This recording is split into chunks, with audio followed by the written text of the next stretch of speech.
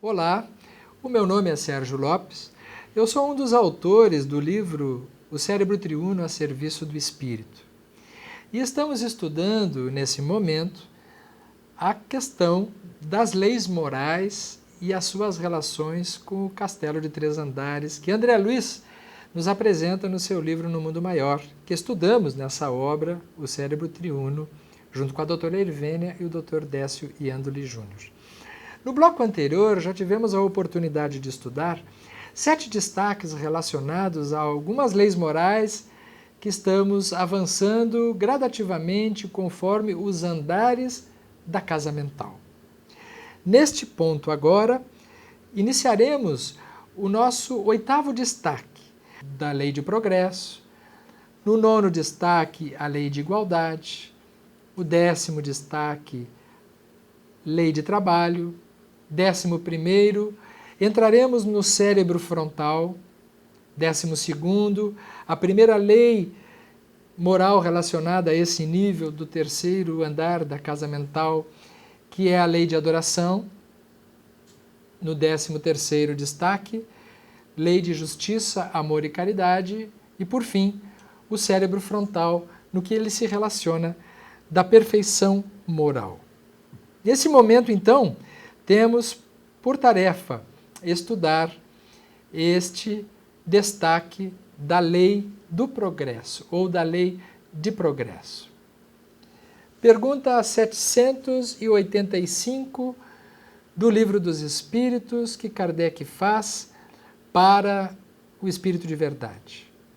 Qual o maior obstáculo ao progresso? O orgulho e o egoísmo. Refiro-me ao progresso moral, porquanto o intelectual se efetua sempre. Basta essa pergunta para nós estudarmos a lei de progresso, porque Kardec nos dá o elemento-chave de relacionamento que irá nos fazer entender que a evolução intelectual depende de um desenvolvimento apenas da razão. Mas o desenvolvimento moral é o que estabelecerá as matrizes e os alicerces mais verdadeiros para a lei de progresso. Só que para esta lei se estabelecer no nosso nível de relacionamento, no nosso nível de vida presente, na nossa casa mental, nós precisamos vencer alguns impedimentos morais relacionados a instâncias emocionais muito primitivas nossas. A questão do narcisismo, no que ele tem de prejudicial, quando um ponto de fixação que leva o indivíduo para a vaidade, para o orgulho e para o egoísmo. Para haver progresso, como vimos anteriormente, é preciso haver interação social. Para haver interação social, nós precisamos nos relacionar no nível da humanidade, no nível daquilo que nós temos, da nossa simplicidade. O indivíduo vaidoso, o indivíduo orgulhoso, ele não se relaciona satisfatoriamente. E, portanto, ele não progride satisfatoriamente. Porque, na vaidade, a pessoa ela se enclausura em si mesma.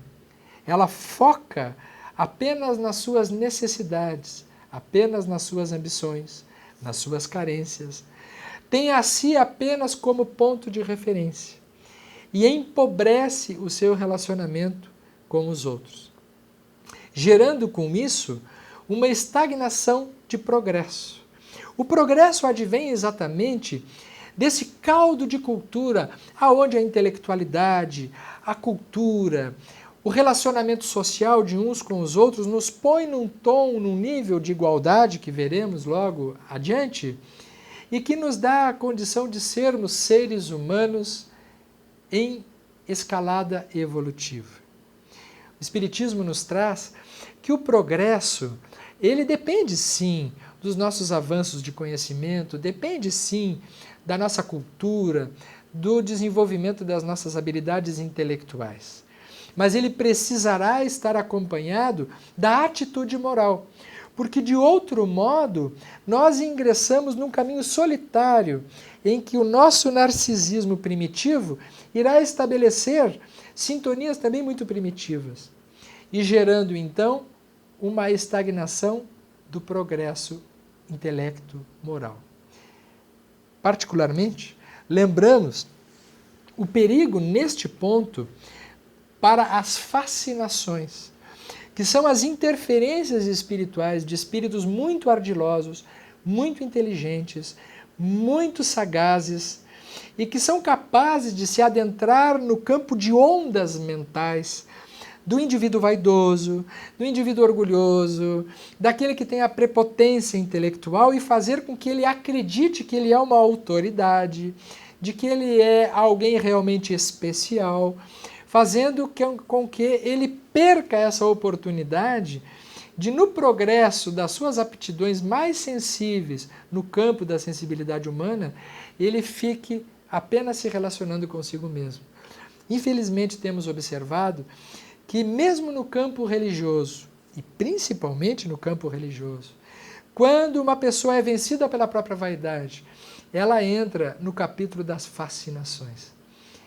E na fascinação, uma das características fundamentais é que a pessoa se isola dos demais. Pessoas que não sabem trabalhar em grupo, fazem trabalhos solitários.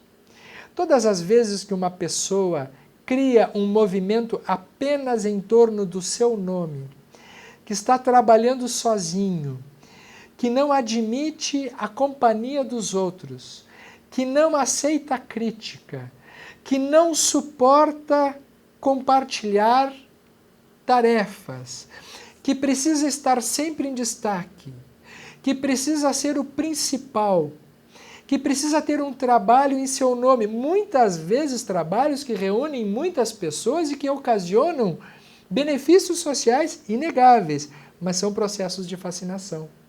Porque surgem as divisões de grupo, surgem as divisões das instituições, surgem os trabalhos solo, as carreiras solos, aquelas carreiras solitárias, enfraquecendo o trabalho coletivo.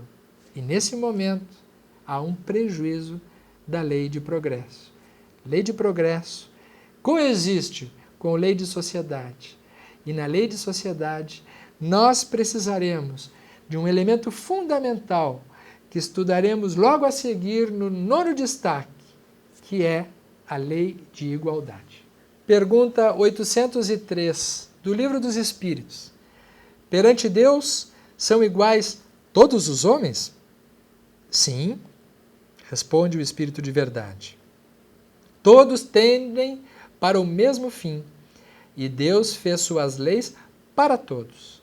Dizeis frequentemente, o sol, luz para todos, e enunciais assim uma verdade maior e mais geral do que pensais. Qual é a virtude da igualdade? Qual é a virtude que nos faz iguais uns aos outros? É a virtude da humanidade. É a virtude que nos faz humanos. É a virtude que nos faz humildes. Humus é o étimo em língua portuguesa que dá origem à palavra humanidade, humildade. Se nós não formos humildes, nós não somos humanos. Por quê? Porque nós não temos humus. O humus da virtude da humildade é também a primeira virtude que Jesus propaga no seu sermão da montanha. Bem-aventurados os pobres de espírito, porque deles é o reino dos céus. A virtude do pobre de espírito é exatamente a humildade. A pessoa que é orgulhosa, a pessoa que é vaidosa, ela não admite que ela é igual aos outros. Ela se sente melhor que os outros. Ela se sente diferente dos outros. Ela espera que os outros a enxerguem de um modo especial. E todas as vezes que nós estamos com esta sensação de sermos melhores, nós estamos derrogando uma lei natural, que diz que nós todos somos iguais. Porque todos nós nascemos do mesmo jeito. E todos nós vamos deixar do mesmo jeito o plano físico, ou seja, ficará o corpo e nós iremos para o plano espiritual, na nossa realidade espiritual. O nome de família, as posses, os pertences, o corpo, nada é nosso. Tudo é emprestado, tudo são talentos que o Senhor deixou emprestado para nós fazermos uso. Nós somos absolutamente iguais. Nós somos absolutamente unos enquanto estamos aqui. Isso é um grande alívio para nós.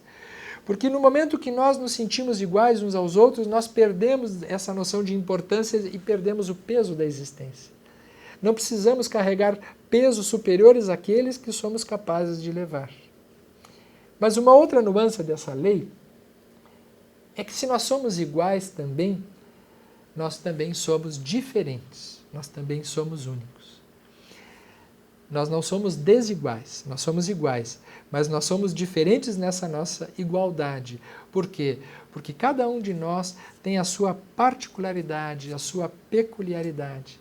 É por isso que nessa relação entre iguais, nós vamos nos enriquecendo, porque nas diferenças individuais, não de qualidade, de valor de uma pessoa para outra, mas das características pessoais que são próprias, que são singulares, que são particulares, que são genuínas, nós nos distinguimos dos demais e somos únicos. Nós somos iguais, mas somos únicos. Essa é a grande beleza da lei de igualdade, que nos dá condições de nos ocuparmos uns com os outros em tarefas úteis e de trocas afetivas.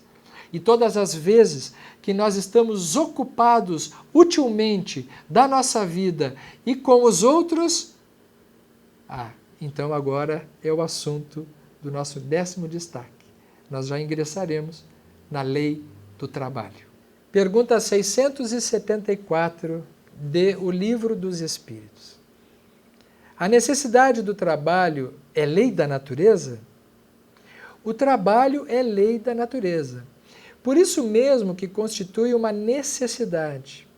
E a civilização obriga o homem a trabalhar mais, porque lhe aumenta as necessidades e os gozos. É interessante esse conceito de que o trabalho é uma lei e que a civilização, o progresso, nos pede o trabalho, porque através do trabalho nós vamos aumentando as nossas possibilidades de experiências e a nossa satisfação também. E de imediato, a outra questão, 682. Sendo uma necessidade para todo aquele que trabalha, o repouso não é também uma lei da natureza? Sem dúvida, o repouso serve para a reparação das forças do corpo e também é necessário para dar um pouco mais de liberdade à inteligência, a fim de que se eleve acima da matéria.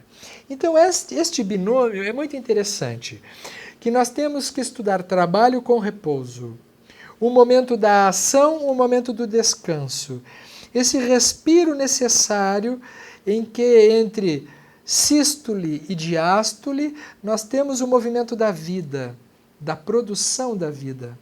Não apenas trabalhar, não apenas descansar, mas um fluxo de ida e vinda e intervalos necessários para que a composição da nossa vida mental e do nosso progresso se efetive. Allan Kardec, quando pergunta aos espíritos, ele irá nos mostrar que toda ocupação útil é trabalho. Ocupação útil como uma forma de nós entendermos que essa utilidade nos faculta a experiência do prazer também. Quando nós estamos trabalhando de forma prazerosa, quando nós estamos fazendo realmente alguma coisa com significado, nós estamos trabalhando dentro do conceito da ação mental de trabalho. Infelizmente, nós temos uma ideia de trabalho muito negativa. O próprio termo trabalho tem origem na designação de tripalium, tripalium era um instrumento de tortura, né, da Idade Média, e que deu origem ao termo trabalho. Portanto, trabalhar para muitas pessoas é uma tortura. Isso atavicamente nós carregamos essa ideia, porque no termo trabalho há a ideia de tortura, né? Então o indivíduo se movimenta para trabalhar como se estivesse sendo castigado. Mas em doutrina espírita nós temos a ideia de trabalho como uma ocupação útil. Então eu posso estar estudando, nesse momento nós estamos trabalhando. Isso é um trabalho. Esperamos que para quem esteja nos ouvindo esteja sendo prazeroso, porque está trabalhando também. Esse é o conceito ótimo de trabalho. Quando o trabalho é uma ação de crescimento, de progresso, que envolve o prazer. Quando nós nos inebriamos naquilo que estamos fazendo, quando nós estamos entusiasmados com aquilo que estamos fazendo, nós estamos trabalhando dentro do conceito de uma lei de trabalho baseado na lei natural. E pelo progresso, nós vamos cada vez mais percebendo que os espíritos, à medida que compreendem esta finalidade evolutiva, vão trabalhando cada vez mais. E o trabalho se transforma numa forma de ser, onde a mente se ocupa de maneira útil a serviço do próprio progresso. É importante também ressaltarmos que o trabalho, dentro de uma configuração de sacrifício, ela pode frequentemente se constituir numa doença. São aquelas pessoas que se sacrificam trabalhando e que não conseguem parar de trabalhar. Quando o trabalho ele é um sintoma, há pessoas que não conseguem parar de trabalhar, que se fixam excessivamente na tarefa contínua e não obedecem o repouso, o momento do descanso, o momento de se darem prazer, o momento de fazerem outra coisa. Não tem o respiradouro que falava Calderaro em outro momento, que é o momento do limite, do intervalo, da pausa, para que retomando a atividade ela possa ser novamente prazerosa. Então pessoas que trabalham sem parar podem estar enfermas também. Por isso que trabalho e repouso é exatamente uma ação necessária ao progresso. No próximo destaque, nós vamos entrar agora no cérebro frontal, que está relacionado ao terceiro andar da nossa casa mental. Se os andares anteriores estão relacionados ao passado e ao presente, esse está relacionado ao futuro, ao vir a ser, aquilo que podemos conquistar. Quando falamos em futuro, não estamos falando de uma coisa que será feita depois. É o futuro que já está agora, que já está dentro de nós, que já existe dentro do nosso cérebro, que é uma instância que precisa ser utilizada. O cérebro frontal, portanto, é o terceiro andar da nossa casa mental. O que diz André Luiz a respeito do cérebro frontal? Ouvindo Calderaro, no capítulo 3 do livro No Mundo Maior, encontraremos nos lobos frontais, ele fala André Luiz, exteriorização fisiológica de centros perispiríticos importantes. Repousam milhões de células à espera, para funcionar, do esforço humano no setor da espiritualização. Nenhum homem logrou jamais utilizá-las na 10ª parte. São forças de um campo virgem. Exteriorização fisiológica de centros perispiríticos importantes. É muito importante esse conceito de que o cérebro, nessa sua porção, ele é uma exteriorização fisiológica, ele é uma materialização, uma expressão material de centros que já estão no campo perispiritual do espírito reencarnado. Ou seja, a sede principal está no perispírito, mas o corpo físico, ele exterioriza, ele materializa na sua fisiologia milhões de células à espera para funcionar, ou seja, estão em estado de espera. elas precisam ser ativadas, elas precisam ser acionadas para funcionar no esforço humano no setor da espiritualização. Portanto, espiritualização é uma conquista, é uma decisão. É quando nós resolvemos investir numa parte que está ali disponível para o nosso modelo de iniciativas originais, para o nosso próximo modelo de novidades mentais. E diz Calderaro que nenhum homem ainda o logrou usar na 10ª parte, ou seja, nós usamos 1/10 desses potenciais. São forças de um campo virgem. Como nós podemos trabalhar esses campos virgens, esta lavoura do nosso campo perispiritual que já está disponível no nosso nível físico? Allan Kardec, ele irá nos premiar em 3 leis morais fundamentais que nós acionamos esse campo do nosso cérebro frontal, da nossa casa mental no 3º nível, que no nosso entendimento diz respeito à lei de adoração, à lei de justiça, amor e caridade e da perfeição moral. Veremos no estudo dessas leis que quando nós ingressamos mais fortemente no campo da espiritualidade, esse nível da nossa casa mental, representado pelos lobos frontais, eles são ativados. E perceberemos que campos da saúde física, emocional e espiritual, que estavam imobilizados até esse momento, passam a ter uma ação mais efetiva. São todos os exemplos daquelas pessoas que verdadeiramente fazem caridade, que têm uma vida de oração promissora, que são capazes de se entregar para uma vida espiritual de maneira verdadeira, não como uma tarefa, não como uma obrigação, não como uma barganha com Deus, como muita gente faz. Porque muitas pessoas praticam uma religião como uma forma de terem benefícios pessoais, como uma forma de se salvarem de alguma coisa ou de simplesmente cumprirem algumas obrigações que não sabem nem por que estão fazendo isso. Isso não é espiritualidade. Isso é um cronograma religioso como um protocolo comum que a gente pratica sem saber por que está fazendo. O que estamos falando é daquela pessoa que é religiosa, que é espiritualizada de dentro para fora. Essa pessoa que pratica a oração como vocação, que pratica a caridade como um estado de ser, que se dá conta que amar ao próximo é uma força genuína que ela precisa exercitar, que ela está dentro de uma vida que tem um valor inerente, genuíno.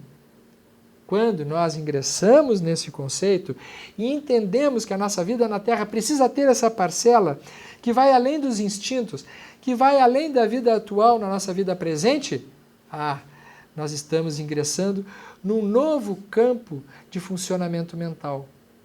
As pesquisas atuais nos falam que indivíduos que já compreenderam e praticam esse modo de ser são mais saudáveis, adoecem menos, vivem melhor, são mais felizes, têm mais qualidade de vida nos relacionamentos, na sua vida pessoal, têm um campo de imunidade mais satisfatório, isso se relacionando apenas aos objetivos da saúde física e imediata na nossa vida no plano físico. E sob o ponto de vista espiritual, tem o emblema daquilo que Jesus esperava dos seus discípulos, que seriam conhecidos por muitos se amarem. E sabendo que nessa relação, assim como lá no início, no cérebro inicial, nós nos relacionamos mais conosco mesmo, neste ponto anterior, na lei de sociedade, igualdade, de liberdade, nós nos relacionamos mais com o próximo, nesse ponto, nós aprendemos a nos relacionar com Deus. No próximo destaque, nós vamos ver quais são as maneiras que nós nos relacionamos com Deus. No item anterior, nós ingressamos no cérebro frontal, onde falamos sobre as leis morais que compõem esse andar superior da nossa casa mental. representado no corpo físico como através dos lobos frontais, a nossa área pré-frontal, e que está exteriorizando os níveis psíquicos do nosso perispírito que estão relacionados a esta possibilidade de nós sermos indivíduos, além dos instintos, da vida relacional como seres humanos, mas cabendo em nós, diríamos, um inconsciente espiritual, uma parte nossa que desconfia que existe um Deus dentro de nós. Nós farejamos Deus de uma maneira muito especial, porque mesmo a pessoa que não acredita, ela tem o Pai dentro dela, e ela desconfiará em algum momento que ela é maior do que aquilo que ela acredita ser. Neste destaque, nós vamos estudar a lei de adoração. Como é que nós nos comunicamos com Deus dentro de nós? Pergunta 660 do Livro dos Espíritos. A prece torna melhor o homem? Sim, porquanto aquele que ora com fervor e confiança se faz mais forte contra as tentações do mal. E Deus lhe envia os bons espíritos para assisti-lo. É este um socorro que jamais se lhe recusa, quando pedido com sinceridade. Aqui, Kardec está nos falando da prece como uma atitude de comunicação com o ser superior. Mas lei de adoração é uma atitude interna na qual nós nos comunicamos com uma força superior que poderá ser sensoriamente percebida como exterior a nós, mas poderá ser uma comunicação interna também com algo superior dentro de nós. Temos assim a oração pensada e recitada. Pai nosso que estás no céu, santificado seja o vosso nome. Ou, Deus, meu Pai, nos ampara nesse momento. É válido. É uma comunicação com essa força dentro desses campos virgens de uma presença suprema, de um ser supremo que nós já concebemos e percebemos que existe em algum lugar. Mas existe também aquela oração sem palavras, aquela que não precisa de frases, aquela que é um estado íntimo, aquela de quando a gente acorda de manhã e diz assim, que coisa boa viver, e se sente grato pela vida que tem, e se sente movido a fazer alguma coisa de bom na sua experiência. Existe aquela oração através do trabalho, quando eu estou trabalhando e me sinto me comunicando com Deus, porque aquilo é uma dádiva. Existe a lei de adoração quando eu estou me relacionando com os meus filhos, com a minha esposa, com o meu corpo físico, com a vida que tenho, com aquele estado de gratidão, são formas de oração. É toda vez quando nós entramos num estado alterado de consciência e percebemos que não estamos sozinhos. Quando uma força inspiradora nos anima e nós nos sentimos acompanhados. Lei de adoração é a lei de parceria com aquele que é superior a nós. Lei de adoração é uma parceria que nos tira do lugar de deuses. É quando eu me dou conta, eu não sou Deus, mas eu posso ter um parceiro, e esse parceiro é Deus. Essa parceria que eu digo assim, eu vou trabalhar, eu vou fazer a minha parte, eu vou trabalhar no que eu posso. Mas naquilo que está além de mim, eu tenho um parceiro.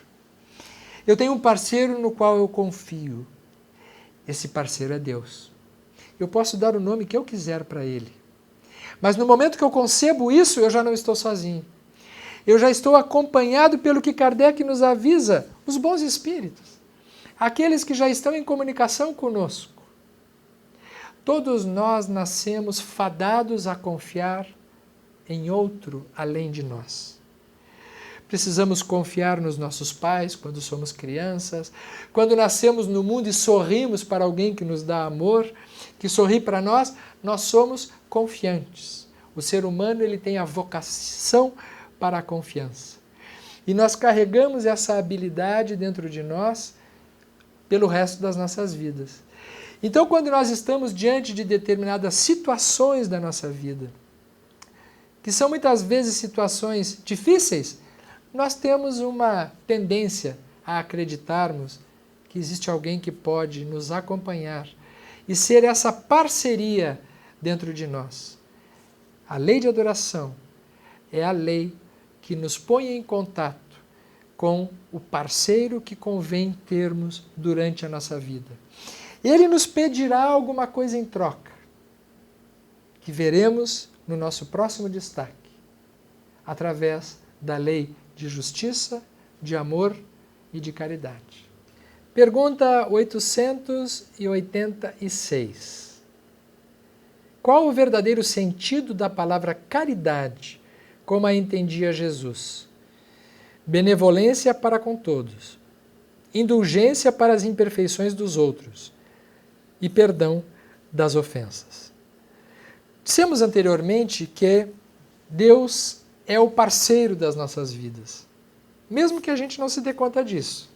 Ele está presente de forma silenciosa dentro de nós. Deus é um estado inconsciente nosso, na maior parte das vezes. Assim como nós temos os nossos conflitos e as nossas pulsões que são inconscientes no nosso inconsciente dinâmico, nós temos o nosso inconsciente espiritual, aonde existe uma força divina adormecida que precisa ser despertada. Através da oração e da adoração é uma delas. Mas, nesta relação com o divino, ele nos pede uma ação, uma cooperação com ele, que se dá através da caridade. A caridade, como entendia Jesus, é a benevolência para com todos, a indulgência para a imperfeição dos outros e o perdão das ofensas. É exatamente na caridade que nós vamos encontrar variadas expressões de possibilidades novas dentro de nós. Entendemos caridade não como uma prática cega de obediência a atitudes mecânicas da nossa vida. Estamos falando de caridade como um produto do nosso entendimento, da nossa doação, das nossas virtudes, como a reunião das nossas habilidades, que se move no setor prático, que se move no setor da direção do outro. Quando Jesus dizia que a melhor maneira de estar com ele era através do próximo, que nós encontraríamos ele quando ajudássemos os infortunados, quando estivéssemos junto com aqueles que sofrem, ele não estava metaforizando. Ele estava efetivamente dizendo que é neste movimento, quando eu dou de mim, quando eu dou daquilo que me transborda, daquilo que eu tenho em abundância, daquilo que eu realmente posso ter de rico espiritualmente para aquele que não tem isso. Diferente daquilo que nós muitas vezes pensamos, que caridade é tirar de onde não se tem. Não. Caridade é tirar da onde nós temos em abundância, daquilo que nos transborda, daquilo que nós realmente podemos oferecer aos outros, não no sentido material. Porque quando uma pessoa põe a mão no bolso e dá dinheiro para uma outra pessoa, ela pode estar fazendo caridade dentro desse conceito, dando daquilo que não tem, talvez o dinheiro esteja faltando, mas ela é rica espiritualmente. Ela ficou tocada naquela necessidade de alguém que está naquele momento precisando muito, e sem pensar muito quanto vai custar para ela, ela doa de si. Não é o dinheiro, é aquilo que ela já tem de rico dentro dela, que é uma capacidade de doação infinita, porque ela sabe que nessa parceria com Deus vai lhe vir muito mais do que ela tem. Ela vai enriquecer. As pessoas que fazem caridade, nós conhecemos tantas, elas não calculam. A caridade é aquele amor incondicional que o indivíduo faz quase como uma necessidade. Ele dá de si porque ele não tem como ser diferente daquilo. A caridade daquele que faz, ele faz muito mais por si mesmo, porque ele não consegue mais ficar isolado e ausente na vida sem interagir com os outros. É Chico Xavier. É Chico Xavier quando vai até as 2, 3 da manhã atendendo aquelas mães necessitadas e quem olha para ele diz assim, coitado do Chico, se sacrificando até as 3 da manhã. Não, ele estava feliz naquele momento porque ele estava trazendo consolação através do Consolador prometido por Jesus para aquelas mães sofridas. E apesar do cansaço físico, ele está vitalizado nos seus campos virgens, esperando da ação incessante no campo humano para acionar aquela lavoura necessária dos lobos frontais. É por isso que a pessoa que age na caridade, no amor, ela é saudável. Quando a caridade é genuína, a pessoa é feliz. A pessoa faz com prazer. Todas as vezes que nós estivermos junto com pessoas que estão sugadas fazendo caridade, ela está fazendo alguma coisa que não é bem caridade. Porque tem aquele espírito de sacrifício, de dor. É como se ela estivesse pagando uma conta para ter direito a algum pagamento a si mais adiante. Já é um esforço na direção da caridade. Mas a caridade que nós estamos falando no nível da casa mental superior é daquela pessoa que se joga por vocação, por necessidade de ajudar ao próximo. Quando nós fazemos isso, nós estamos entendendo que quando Jesus disse que nós seríamos seus discípulos por muito nos amarmos e que estaríamos com Ele quando nós fizéssemos isso, nós estamos entendendo que a presença do Cristo nesse momento está dentro de nós.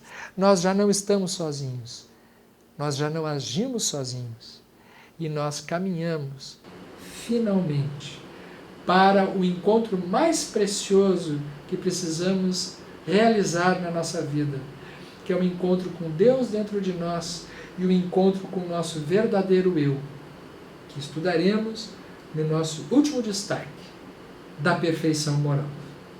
Encontraremos na obra No Mundo Maior, de André Luiz, no capítulo 4, uma interessantíssima colocação.